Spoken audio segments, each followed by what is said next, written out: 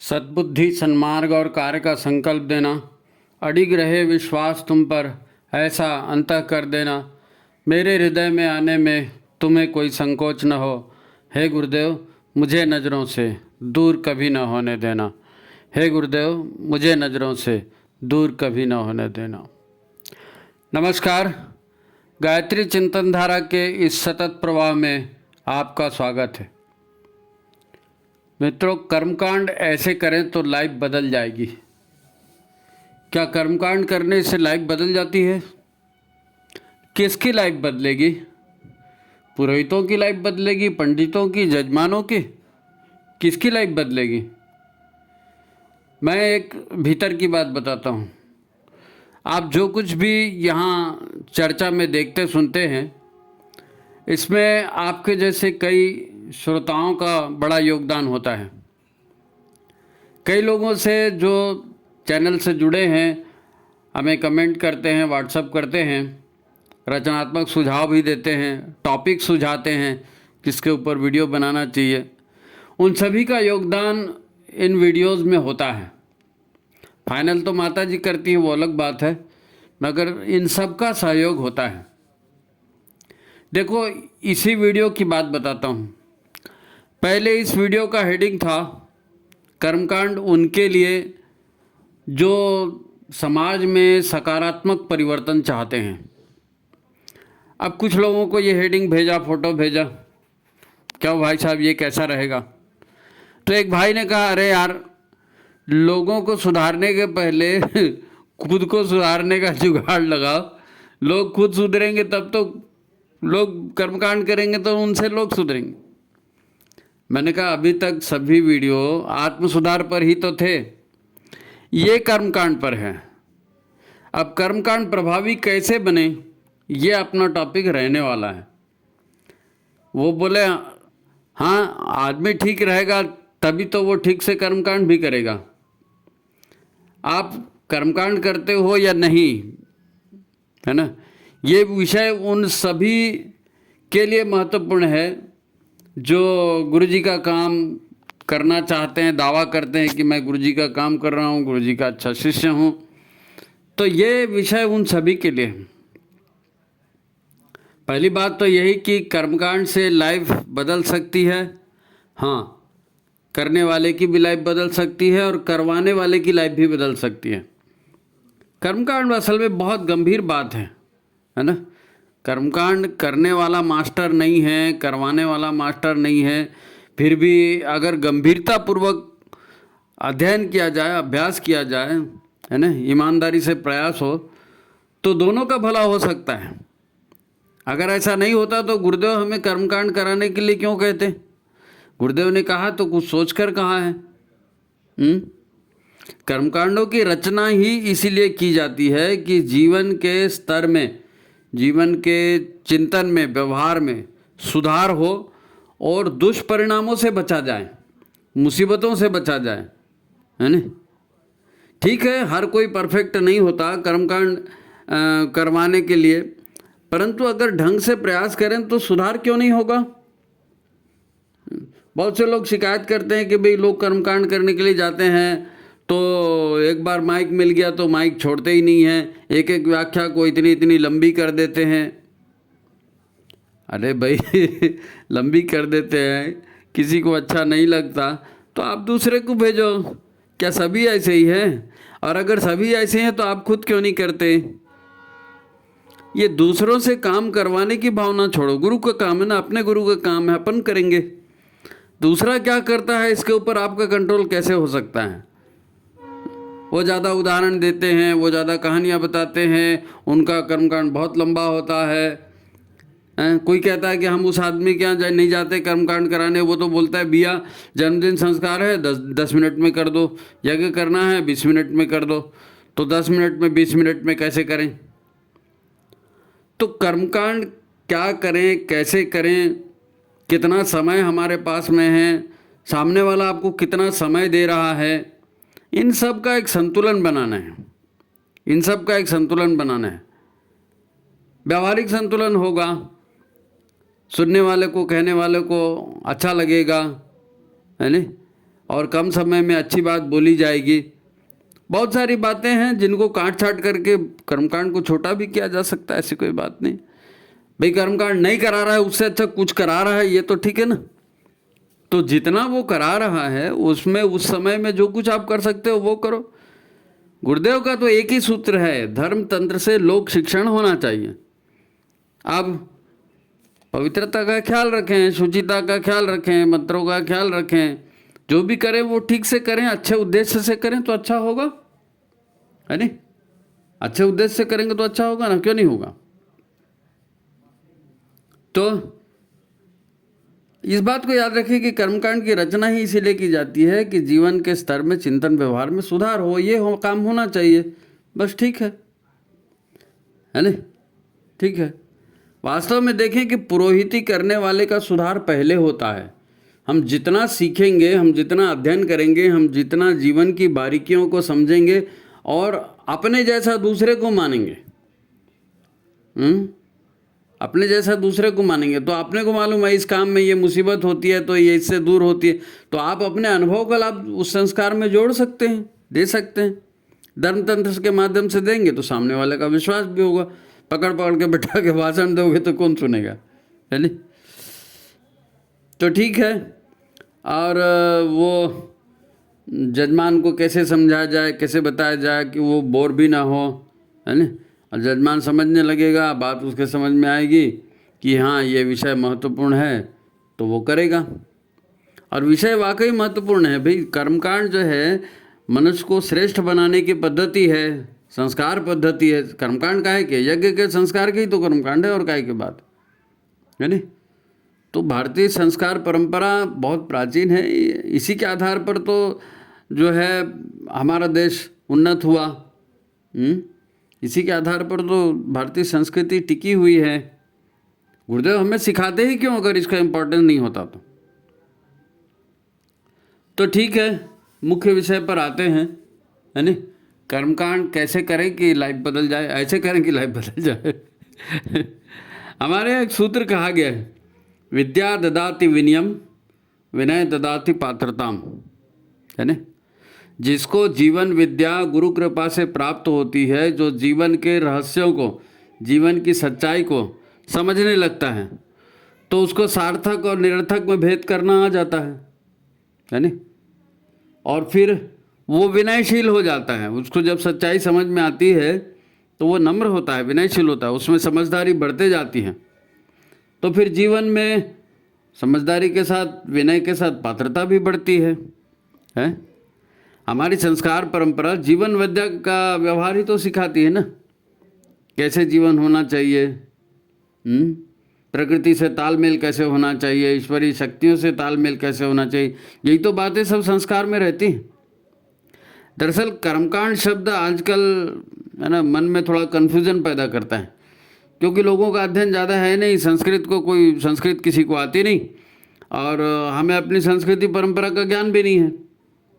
तो कर्मकांड कहते ही लोग यंत्र मंत्र तंत्र में पहुंच जाते हैं। कोई मंत्र पढ़ के किसी को भूत प्रेत को बुला लेगा, पूजा हवन में चूक हो जाएगी तो पता नहीं भगवान हमारा हाथ पैर काट देंगे, क्या हो जाएगा। तो बहुत सारी बातें अब नहीं है मालूम ना लोगों को, उसका विज्ञान विधान नहीं मालूम, इसलिए लोग डरते हैं, है नहीं? और पुरोहिती भी अब आजकल हाईटेक हो गई ना, ये काम कराएंगे इतना पैसा लगेगा, वो काम कराएंगे इतना पैसा लगेगा। उससे कन्फ्यूजन भी पैदा होता है आम जनता में, लोगों में भ्रम पैदा होता है। बड़े बड़े बाल रखेंगे, 2-4 मालाएं गले में डालेंगे, हर उंगली में कोई ना कोई अंगूठी, है ना? फिर लाल पीली धोती, बड़ी सी चोटी, और वो माथे पे पूरा चंदन चोआ यहाँ से लगा वहाँ तक लगा हुआ है। उसको देख के ही आदमी भीतर से डरने लगता है।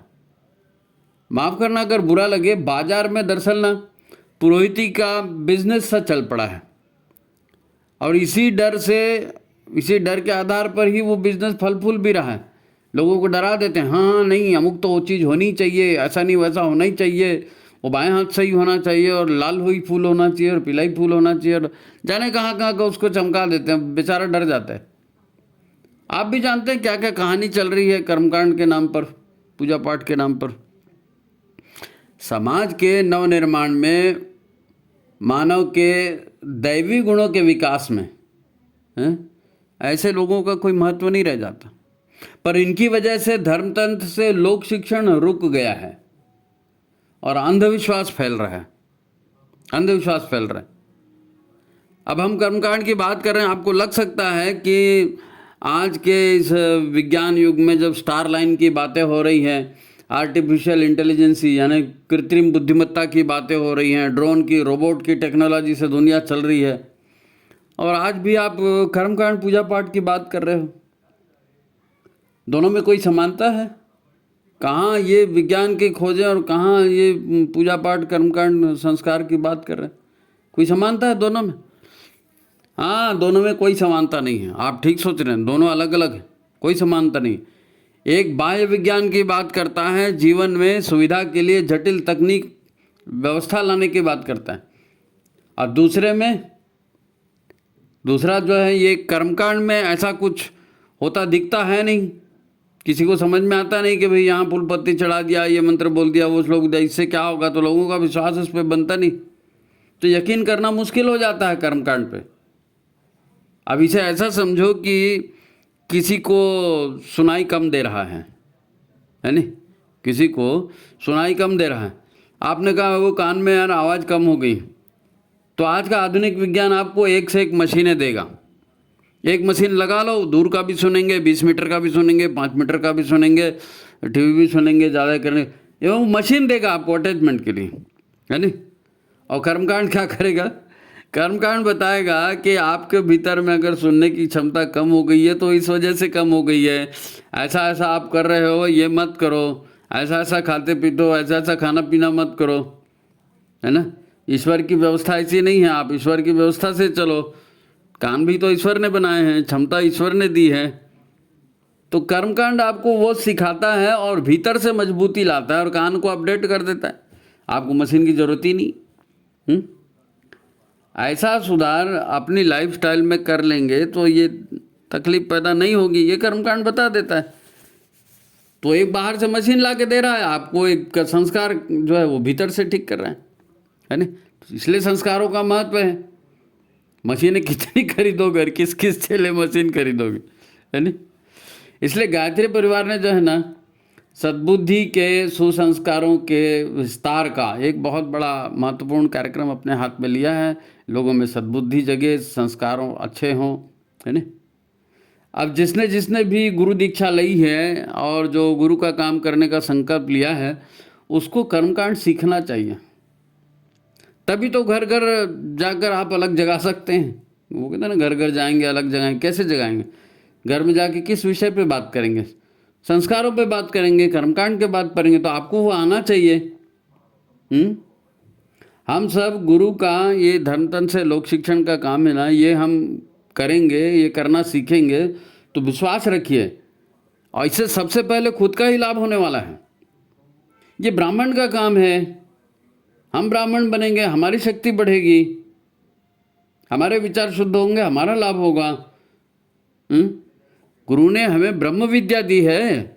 ब्रह्म विद्या छोटी मोटी बात है क्या? हमारे गुरु ने हमको ब्रह्म विद्या दी है। हम इसी संस्कार में रहते हैं, इसी संसार में रहते हैं, और इसी संसार की जो व्यवहारिक कठिनाइयाँ उनको भी समझ रहे हैं। भी संसार में रहते हैं ना हम, तो संसार की कठिनाइयाँ, व्यवहारिक कठिनाइयों को हम समझते हैं, जानते हैं। यदि हम गुरु साहित्य पढ़ते हैं, है ना, और उसको समझने की कोशिश करते हैं, तो हमको समझ में आता है कि हमारे दुखों के, पीड़ा का, पतन का जो मुख्य कारण है वो हमारे भीतर का ज्ञान है। गुरुदेव के साहित्य में पढ़ो, आपको ये चीज़ मिलेगी। इसीलिए तो गुरु का नाम भी वही देते हैं ना, अज्ञानतिमिरान्धस्य ज्ञानांजन शलाकया। अज्ञान की वजह से दुख होता है, अविश्वास हम करते हैं इसलिए दुख होता है, और फिर भय पनपता है, उससे भी नुकसान होता है। शंका होती है, उससे शंका की जड़ें गहरे बैठ जाती है, तो कन्फ्यूजन बने रहता है। तो ये सारी चीज़ें जो हैं ये हमें नुकसान करने वाली चीज़ है। अगर गुरु का हम मानते हैं तो गुरु की बात मानेंगे तो ये सब दूर हो जाएगा। हम सभी पढ़े लिखे, ज्ञान विज्ञान को समझने वाले लोग हैं, हम सभी दीक्षित हैं, गायत्री के साधक हैं, तो गुरुदेव माता जी के पुत्र हैं। तो जो जागने और जगाने का काम उन्होंने हमको दिया है, जागें और जगाएं, यही तो काम दिया ना गुरुदेव ने। तो ये हमारा कर्तव्य है कि नहीं? और ये बड़े दुख की बात है कि हमारे पढ़े लिखे भाई बहन घर घर जाकर कर्मकांड कराने को छोटी बात समझते हैं। वो परिवार को भेज देंगे जी, वो फलाने तिवारी जी को भेज दो, वो फलाने यादव जी को भेज दो। अरे तो तुम क्यों नहीं जाते? तुम क्यों नहीं जाते? देखो, योग, आयुर्वेद, प्राणायाम, यज्ञ, संस्कार, ये सब थे, तभी तो भारत ज्ञान विज्ञान में, धन संपदा में, सभी में दुनिया का सिरमौर बना था ना। सिरमौर बना था भारत, विश्व गुरु कहते हैं ना। तो मंत्रोच्चार करना है नहीं, और भावना का योग, प्राणों का योग, यज्ञ विज्ञान, इनसे दुनिया का हर काम होता था, हो रहा है और हो भी सकता है। बशर्ते कर्मकांड करवाने वाला जो है ना वो सुपात्र होना चाहिए। सुपात्र, आप कर्मकांड कराने वाला अगर वो सुपात्र नहीं है तो बने, क्योंकि गुरुदेव ने ब्रह्म विद्या दी है तो आपको सीखना है ना। अगर आप गुरुदेव की बात सीखेंगे नहीं तो आपको उसका लाभ कैसे मिलेगा? तो आप तो सुपात्र पहले बने, तब तो दूसरे को बताएंगे। तो हम में से हर किसी को ये सोचना चाहिए कि मैं भी तो महाकाल का शिष्य हूँ। अब गुरुदेव कहते हैं यज्ञो वही श्रेष्ठतम कर्म, कहते हैं ना गुरुदेव, यज्ञ दुनिया का सबसे श्रेष्ठ कर्म है। तो मुझे ये कर्म क्यों नहीं आता? मैं यज्ञ करने के लिए दूसरे को क्यों बुला रहा हूँ? किसी ने कहा आप हमारे यहाँ यज्ञ कर दो, मैं खुद क्यों नहीं जाता? मैं स्वयं गुरुदेव का ये काम क्यों नहीं करता? क्या मैं गुरु के काम से भाग रहा हूँ? इस पर विचार करिए, इस पर विचार करिए। ये गुरुदेव ने काम करने के लिए कहा था तो तुमको छोड़ के बाकी सबको कहा था, तुमको नहीं कहा था, तुम्हारे लिए भी था। देखो, समाज में हर तरह के लोग हैं, उनकी अपनी अपनी मान्यताएं हैं, अपनी अपनी धारणाएं हैं, है ना। धन, वैभव, शिक्षा, उनका अपना एक स्तर है। आपको अपने कर्मकांड की व्याख्या उस स्तर पर जाकर करनी पड़ेगी। और आप चूंकि उस माहौल में रहते हैं तो उस माहौल के आधार पर आप बता सकते हैं ना गुरुदेव ने हमारे क्या बताया था इस माहौल को से बचने के लिए, इसको ठीक करने के लिए। और आप बताएंगे तो उनका विश्वास जगेगा, उनमें एक आशा का संचार होगा, और वो भी सत्य के, धर्म के मार्ग को समझकर उस पर चलना शुरू करेंगे। देखो, बात को ऐसे समझो, एक कल्पना करो कल्पना में ही सही, मैं आपको बहुत बड़ी पोस्ट दे रहा हूँ आपको खूब ऊंची पोस्ट दे रहा हूँ। आप कल्पना करो, मान लो आप बहुत पढ़े लिखे और आधुनिकता को समझने वाले पंडित श्री राम शर्मा आचार्य जी के शिष्य हो, और आप राज्य के वित्त सचिव के रूप में काम करते हो, पूरे राज्य के। हम आपको वित्त सचिव बना रहे हैं। कल्पना करो अपने आप को कि आप जिस प्रांत में रहते हैं उस प्रांत की जो सरकार है उसके फाइनेंस सेक्रेटरी, वित्त सचिव आप हो। तो आपका उठना बैठना मुख्यमंत्री के साथ होगा, राज्यपाल के साथ होगा, अन्य मंत्रियों के साथ होगा, विपक्ष के बड़े बड़े नेताओं के साथ होगा, अन्य सचिव व्यक्तियों के साथ उठना बैठना होगा ना। आप जाते हो हर बार गुरुदेव के, उनको कोई ना कोई किताब दे के आ जाते हो, क्या आपको क्या लगता है वो पढ़ेंगे? आप सचिव हो ना, आप कहते हो ये हमारे गुरुदेव की किताब है, इसको लो आप पढ़ो, तो ये नेता लोग क्या किताब पढ़ेंगे? लेकिन यदि आप किसी तरह ये बात प्रचारित कर देते हो कि मैं इतनी बड़ी पोस्ट में हूँ, फिर भी मैं गुरुदेव का शिष्य हूँ और यज्ञ और पूजा पाठ और हवन मैं करता हूँ और मैं करवाता भी हूँ। अब भी मुख्यमंत्री, राज्यपाल या किसी मंत्री ने कभी आपको जन्मदिन कराने के लिए बुलाया, किसी दिन विवाह दिन संस्कार कराने के लिए बुलाया और आप पहुँच गए। अब उस कार्यक्रम में जाहिर है मंत्री, सचिव और बड़े बड़े बिजी रहने वाले लोग ही तो आएंगे ना। ऐसे लोग आएंगे जो गुरुदेव की किताब नहीं पढ़ते हैं, ऐसे लोग आएंगे। अब आप जानते हैं कि उन लोगों की भाषा, उनकी समझ किस स्तर की है, उनके वीक पॉइंट क्या हैं। अफसर हैं, बहुत पैसे वाले हैं, मान सम्मान है, लेकिन उनका भी वीक पॉइंट होता है ना, उनकी परेशानियां क्या हैं। अब आप उनके बीच में रहते हो तो आपको मालूम है। आप कर्मकांड की व्याख्या करते समय उनकी समस्याओं का समाधान गुरुदेव के अनुसार क्या हो सकता है ये सुझा नहीं सकते। उन्हीं के बीच में आदमी हो, उन्हीं के बीच में काम कर रहे हो। आप भी पुरोहित बन के चले गए और आप बता रहे हो हमारे गुरुदेव ने ऐसा ऐसा बताया और ऐसी स्थिति में हमको ये करना चाहिए। आपके सहयोगी हैं, वो आपकी बात को ज़्यादा अच्छे से समझेंगे और आप भी उनकी कमजोरियों को अच्छे समझोगे तो उनका समाधान दे सकते हो। अरे आपसे अच्छा कोई नहीं समझा सकता, क्योंकि आप उस माहौल में रह रहे हो, आपको अनुभव है उसका। आप यदि वहाँ प्रभावी ढंग से गुरुदेव की बात रखते हो तो क्या उसका प्रभाव नहीं होगा? हैं? आप पूरे उस माहौल को पलट करके सही दिशा दे सकते हो। नहीं, आपने मंदिर के किसी परिव्राजक को उठाया और भेज दिया, अब वो कुछ बोल रहा है, कुछ कर रहा है और अधिकारी जय भगवान कर रहे हैं तो उनकी कुछ समझ में नहीं आया। व्यक्ति बदलेगा कैसे? व्यक्ति बदलने का काम नहीं होगा, कर्मकांड तो होगा, आरती दक्षिणा होगी, चले जाएंगे, हवन हो जाएगा, स्वाहा स्वाहा हो जाएगा। व्यक्ति बदला क्या? आप करेंगे तो वो बदलाव की शुरुआत होगी, क्योंकि आप उस माहौल से आते हैं। कर्मकांड ऐसे लोगों को करना चाहिए ना जो उस माहौल को समझते हैं, तब तो उसको बदलेंगे। वो परिवारक से कई गुना ज़्यादा प्रभाव आपके बोलने का पड़ेगा। आज किसी के पास पढ़ने लिखने का समय नहीं है। अनायास कोई अलग से जानकारी जो जीवन के लाभानी से जुड़ी हुई है, अगर वो उसको कहीं देखने सुनने मिल जाती है ना, तो व्यक्ति उसको भूलता भी नहीं है भाई, नहीं भूलता है। हाँ, वहाँ पर उन पंडित जी ने ऐसा ऐसा कहा था, ये याद रह जाता है उसको। तो अपने ग्रुप में चर्चाएं तो सभी करते हैं ना। डॉक्टरों का एक अपना ग्रुप होता है, उसमें वो चर्चाएं करते हैं। पुलिस वालों का ग्रुप है, पुलिस वाले चर्चा करते हैं आपस में। व्यापारियों के बीच में व्यापार की चर्चा होती है। तो ऐसे किसी भी समूह में, है ना, आप जुड़े हुए हैं, आप डॉक्टर हैं, व्यापारी हैं, पुलिस वाले हैं, कोई भी है, आपका एक ग्रुप होगा ना काम करने वाला। तो सब अपने काम में बिजी होते हैं, सबको किताब पढ़ने के लिए फुर्सत है क्या? कौन बैठेगा वहाँ किताब लेकर के? अब आप कर्मकांड करने वाले हैं और आप उस समूह की काम को भी जानते हैं, कमजोरियों को भी जानते हैं, तो उनको सही सलाह गुरुदेव ने क्या दी बता नहीं सकते। और आप बताएंगे तो उसका प्रभाव ज़्यादा पड़ेगा, और आप अपने आप का उदाहरण देंगे कि देखो मैं भी तुम्हारे जैसे काम करता हूँ और मैं ये कर सकता हूँ, तो तुम क्यों नहीं कर सकते। व्यापारियों के बीच में व्यापारी, पुलिस वालों के बीच में पुलिस वाला। ऐसे ही किसी भी समूह में उसी समूह का व्यक्ति ये बताएगा ना कि हमारी इन समस्याओं में ये मेन कारण है और गुरुदेव ने इसका ऐसा समाधान दिया है। आप अपना उदाहरण दे सकते हो कि मुझे भी ये प्रॉब्लम था, मैंने ऐसा ऐसा किया तो मेरा समाधान हो गया। उससे जल्दी विश्वास बनता है, प्रभावी कर्मकांड होता है। अरे 2-4 मंत्र इधर उधर हो गए, कोई दिक्कत नहीं है, लेकिन आप कर रहे हो ना, ये प्रैक्टिकल उदाहरण सामने में, रोल मॉडल सामने बैठा है, तो आदमी जल्दी यकीन करता है। आपको कर्मकांड इसीलिए कराना चाहिए हर व्यक्ति को। व्यक्ति आपके उदाहरण से स्वयं का व्यवहार बदल लेगा। आप बात को समझें, सभी की समस्याएं हैं और उसका समाधान सबको चाहिए।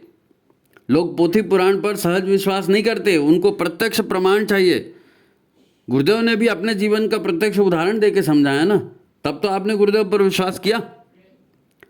जिसको हम खुद नहीं करते उसे दूसरे को करने के लिए कैसे बोलेंगे, और बोल भी दोगे तो कौन यकीन करेगा? कौन यकीन करेगा? अच्छा ये सब छोड़ो, ये सब छोड़ो। ये तो तय है कि आजकल के लोगों के पास पढ़ने लिखने का समय नहीं है। और आपको धर्मतंत्र से लोक जागरण करना है, तो किताब दोगे तो किताब तो लेगा नहीं, पर समय ही नहीं है, ले भी लेगा तो पढ़ेगा नहीं। जो कुछ भी उसके भीतर चल रहा है उससे हटकर वो कुछ देखना सुनना ही नहीं चाहता ना। किसी भी आदमी को पूछो, वो आदमी बोलेगा अरे यार ये धंधा मेरे पास नहीं होना, मैं खुद अपने में बिजी हूँ। क्यों? क्योंकि उनके ऊपर एक नशा सा छाया हुआ है।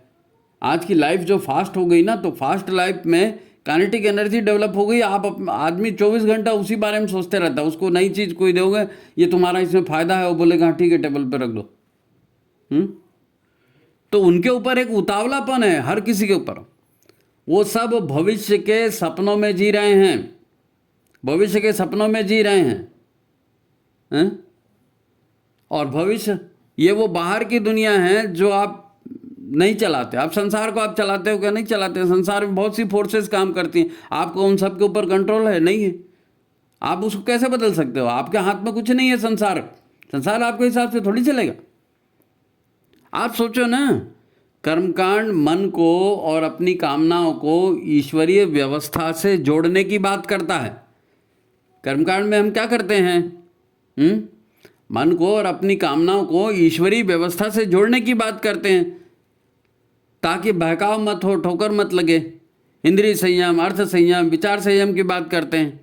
कर्मकांड से ही तो बताते हैं इसको, किस किस प्रकार आप जीवन के सूत्र अपने हाथ में लेकर स्वतः को भटकने से रोक सकते हैं। यही तो कर्मकांड में बताते हैं। ठीक है, कलश आह्वान किया, गुरु गायत्री का आह्वान किया, लेकिन व्याख्या में तो ये सब बताते हो ना, मन वाणी अंतःकरण को शुद्ध करने से क्या होगा, ऐसा करने से क्या होगा, ये पंच तत्वों का पूजन करें, यही तो सब बताते। तो उसमें आप समस्या का समाधान दे ही रहे हो ना। किस प्रकार अपने भीतर उठने वाले नकारात्मक या दुखदायी भावों को पैदा होने से हम रोक सकते हैं, ये बताते हैं हम कर्मकांड में। गर्भिणी का कर्मकांड होता है, आश्वासना होती है ना, पति सास ससुर सब उसको आश्वस्त कर रहे हैं कि बेटा ठीक है, प्रसव तुम कर रहे हो लेकिन हम सब तुम्हारे साथ हैं। तो ये एक माहौल बनता है, ये संस्कार में होता है ये चीज़।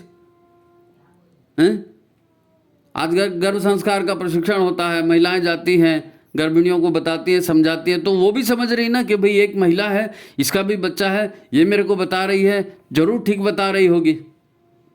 नहीं तो लोग यही बोलते हैं हमारे यहाँ तो ऐसा होता है, हमारे यहाँ तो वैसा होता है, तो कोई किसी की बात सुनने के तैयार है नहीं। तो पात्रता देखी जाती है, माहौल देखा जाता है, विश्वास देखा जाता है। आप उस ढंग से बताओगे तो वो समझ में आएगा ना उसको, है।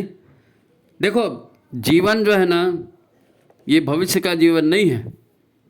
आज जो आदमी बेहोश होकर के जी रहा है ना, बेहोश होकर जी रहे हैं लोग, वर्तमान में कहाँ जी रहे हैं, सपनों में जी रहे हैं लोग। आपकी बात सुन क्यों नहीं रहे हैं? इसलिए नहीं सुन रहे कि उनके अंदर की घड़ी, उनके अंदर की दुनिया और बड़ी फास्ट चल रही। वो वर्तमान में थोड़ी जी रहे हैं, आज में नहीं जी रहे हैं। सब भविष्य को लेकर चिंता करते हैं, भविष्य को लेकर दुखी होते हैं। वो वर्तमान में जी सकते हैं पर न ही वो अपनी कल्पनाओं में खुद को फंसा हुआ अनुभव कर रहे हैं। अगर ऐसा कर दूंगा तो क्या हो जाएगा, इच्छा तो होती है सुबह घूमने जाऊं, इच्छा तो होती है योग करने जाऊं, फिर ऐसा होगा तो क्या हो जाएगा, नहीं नहीं बाबा नहीं जाते। वो सब जानते हुए भी नहीं कर्म कांड, वो फंसे हुए उसमें। मन को जला रहे हैं, अपनी सारी ऊर्जा से उसी असंभव को संभव करने में लगे हैं जिसका स्वप्न उन्होंने देखा था। बड़े बड़े सपने देखते हैं, अब वो सब सफल कैसे होगा, तो उसी में चिंता में घुले जा रहे हैं सब लोग, हैं। यही तो आस्था और विश्वास का संकट है। ये आस्था और विश्वास का संकट है। ईश्वरीय न्याय पर आपको विश्वास नहीं है, प्रकृति पर आपको विश्वास नहीं है। आप तो केवल वैसे बनना चाहते हो जैसे सामने वाला बन गया। अरे तो बनने के लिए जो करना था वो भी तो करोगे। ईश्वर हमारे भीतर बैठा है, सारी शक्तियां हमारे भीतर है, पर उन्हीं शक्तियों का उपयोग हम कैसे कर रहे हैं? अपने आप को फंसा हुआ और दुखी और त्रस्त महसूस करने में कर रहे हैं। नहीं मेरे जैसा दुखी कोई नहीं है, उसने मेरे को परेशान कर दिया, ऐसा तो किसी के साथ नहीं होता। यही सोच सोच के आप अपनी सारी ऊर्जा उसी में लगा रहे हो, नकारात्मकता में। संस्कारों से हम इन सब चीज़ों को उसको समझा बता करके बाहर लाते हैं, उसके जीवन में नई ऊर्जा का संचार होता है। अब प्रेमी है, प्रेमी दूर चला गया, हमारा प्रेमी दूर चला गया तो हम उसमें घुटे जा रहे हैं कि नहीं हम तो उससे प्यार करते थे, वो तो चला गया। और जो आपके पास है आप उससे प्यार नहीं कर सकते, आप उससे प्यार नहीं कर सकते। आपको अपना चाहिए, पर न तो आप ईश्वर को अपना मानते हैं, न अपने परिवार को अपना मानते हैं, न ईश्वर से अपने संबंध निभा पाते हैं, न गुरु से अपने संबंध निभा पाते हैं, न परिवार से अपने संबंध संभाल पाते हैं। आपके परिवारजन भी तो प्रेम के भूखे हैं, उनको प्रेम कौन देगा? आप जीवन को, संपत्ति को, अपने नाम को अपने जिगर का टुकड़ा मानकर उसको सहेजना चाहते हैं। हर व्यक्ति यही तो कर रहा है ना। अब जिन्हें अपनी भावनाओं की पहचान नहीं है, जो आपकी भावनाओं को नहीं समझते, आपकी भावनाओं की कदर नहीं करते, वो ये तो सारे भाव शून्य है ना। जमीन आपकी भावनाओं की कदर करेगी क्या? पैसा आपकी भावनाओं का कदर करेगा क्या?